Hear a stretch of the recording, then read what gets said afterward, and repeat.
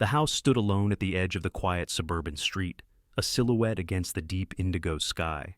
It was a large, stately home, the kind that whispered old secrets through its wooden bones. Jessica Thompson stared up at it from the front steps, the weight in her chest tightening. Babysitting was supposed to be easy money. Watch the kids, raid the fridge, and pocket the cash. But something about this house felt off. The parents had been polite but hurried, their eyes darting anxiously toward the clock as they rushed out the door. "Ethan's bedtime is at 8, and Lily's at 7, Mrs. Chambers had said, shuffling through last-minute instructions. And, if you hear any noises, it's just the house settling." Jessica had nodded absently, not thinking much of it. Now, as she settled onto the couch with her phone in hand, the kids asleep upstairs, an uneasy silence pressed in around her. The house was too quiet, the kind of quiet that made you feel like someone was holding their breath just out of sight. Jessica shook off the feeling and scrolled mindlessly through social media, convincing herself it was just another night. Until the phone rang. It was an old rotary phone sitting in the hallway, one she hadn't even noticed before. It rang with an eerie, hollow tone that seemed to echo too long. Jessica hesitated before picking it up, pressing it cautiously to her ear. "Hello?" A low voice whispered, crackling through the static. "Check on the children." Jessica's blood ran cold. "Who is this?" she asked, her voice sharper than she intended. The line went dead. She stood there for a moment, staring at the receiver in her trembling hand. A prank call, she told herself. Maybe a wrong number. She took a deep breath, setting the phone down, and forced herself to check upstairs just in case. Ethan and Lily were sound asleep, their small bodies rising and falling with slow, steady breaths. But something about the way Lily's stuffed bear had moved to the floor made Jessica's skin crawl. She picked it up and placed it back beside the girl, then crept out of the room, heart hammering in her chest. Back downstairs, she tried to focus on the television, but her mind kept drifting back to the call, the voice, that unsettling whisper. And then the phone rang again. She jumped, staring at it from across the room. Slowly, she walked over and picked it up. "Hello," she whispered. The same voice, quiet and deliberate. "Jessica? Why did you let him die?" Jessica's heart stopped. She dropped the phone, stumbling back, her breath coming in ragged gasps. This wasn't just a prank. This was personal. Memories she had buried deep began clawing their way to the surface. The cold hospital waiting room, the shrill sound of sirens, and the voice in her head screaming, "You should have watched him closer."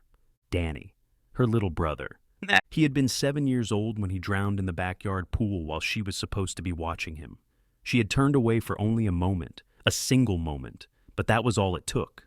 And now, years later, the guilt still clung to her like a second skin. Jessica swallowed the lump in her throat, forcing herself to think rationally. "It's just a coincidence," she tried to convince herself. "Someone is messing with me." But deep down, she knew better. As the night stretched on, the house began to feel smaller, the shadows longer, and the air heavier.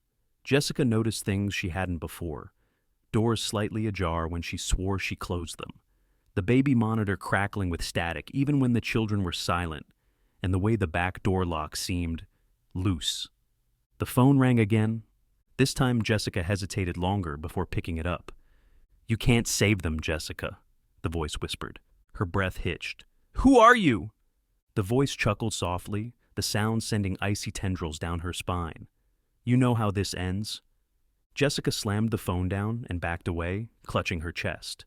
She fumbled for her cell phone and dialed the Chambers number. When Mrs. Chambers answered, Jessica tried to keep her voice calm.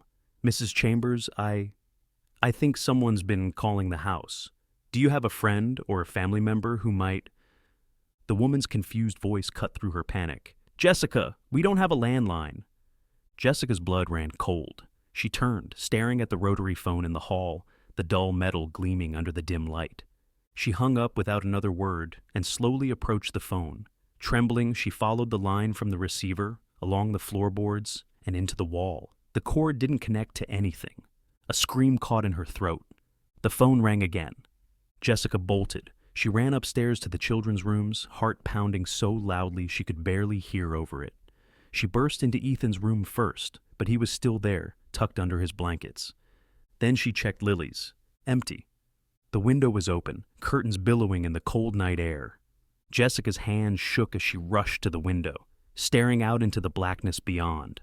A faint whisper floated from the baby monitor on the dresser, static-laced and unmistakable. Too late! Panic overwhelmed her. She grabbed Ethan from his bed, ignoring his sleepy protests, and ran downstairs. She tried the front door, but it wouldn't budge. Every lock felt jammed, as if the house itself was conspiring against her. She was trapped, and then she heard it, slow, deliberate footsteps coming from the attic. Jessica's breath came in short gasps. Holding Ethan close, she edged toward the basement door instead. If she could just get them out through the cellar window. A sudden bang echoed from above, shaking the floorboards. Something was coming.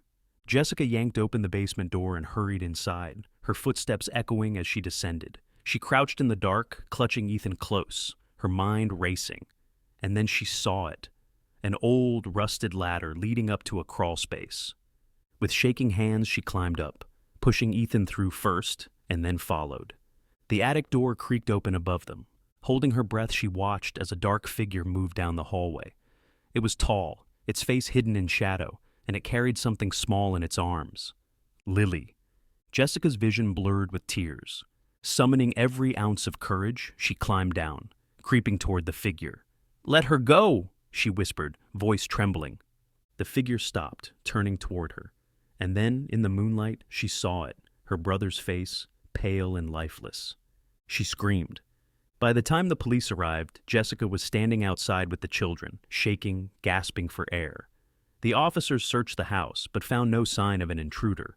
But Jessica knew what she saw, and when she glanced back at the house one last time, the attic window stood open, and through it, the faint sound of a rotary phone ringing echoed into the night.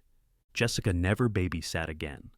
And late at night, when the wind howled, she sometimes wondered if the calls had ever really stopped, or if they were just waiting for her to answer.